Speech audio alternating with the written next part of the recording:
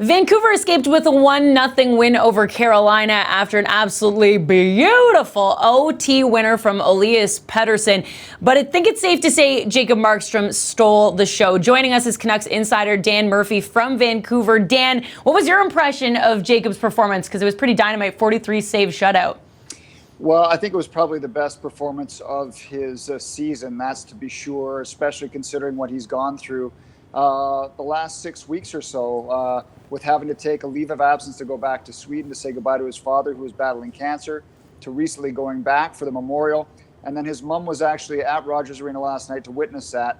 And it's the most saves for a Canucks goaltender in a shutout since '93, I believe, Kirk McLean in Montreal. So there was one reason and one reason only that game went to overtime for Vancouver, and that was because of Jacob Markstrom.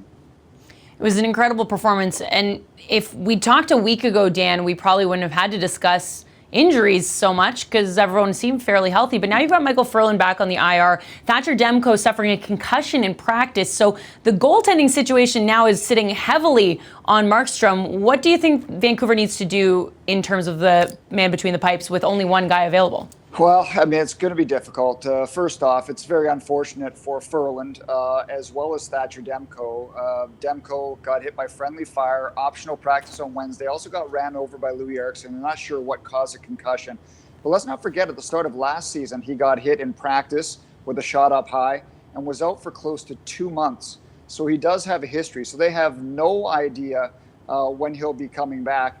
And now they have back-to-back games, divisional opponents on the road this weekend, Saturday, Sunday. And I have to believe that Jacob Markstrom is going to get both starts. 2 weeks ago, they had a home-and-home with Edmonton. Markstrom won on the Saturday. They went with him again on the Sunday. He lost, but he did play back-to-back. And that kind of goes away from the normal thinking of Travis Green so far in his tenure here. But since he did it 2 weeks ago, I have to believe that Markstrom will get back-to-back starts this weekend in a couple of pretty tough buildings. Well, Dan, it makes me curious if Michael DiPietro becomes a potential option. He's so young. He's only 20 years old. He only has one NHL start under his belt. But do you see them maybe going that route? Well, I think they'll have to. If Demko's out any amount of time, I mean, you need points from your backup goaltender. Just ask the Leafs. They've got, 1 point this year from their backup goaltender. They're out of the playoffs. The Canucks have 15 from Thatcher Demko, and they're not even in the playoffs. You need your backup goaltender to win you some games. Here's the thing. DiPietro's in his first full pro season. He's 8-4-1 in Utica, 91 save percentage. So he's having a solid first season. Let's not forget, in February, he was forced into action in Vancouver against a Sharks team that had top 3 offense, a Canucks defense that was in shambles, and it was terrible. It went ugly. He gave up 7 goals and a 7-2 loss. He is much better prepared for an NHL start now. He's got some pro games under his belt, and I think this Canucks defense is much better than it was in February. So I don't think there will be any hesitation if they feel they need to use DiPietro, and that could be as early as Tuesday against Montreal, because this season, for the most part, Travis Green had been going with the backup against the Eastern Conference teams and not those from the West. This might be a bit macro to ask, but with where they're sitting in the standings and with the season feeling like it's flying by, do they maybe need to be shopping around for extra help?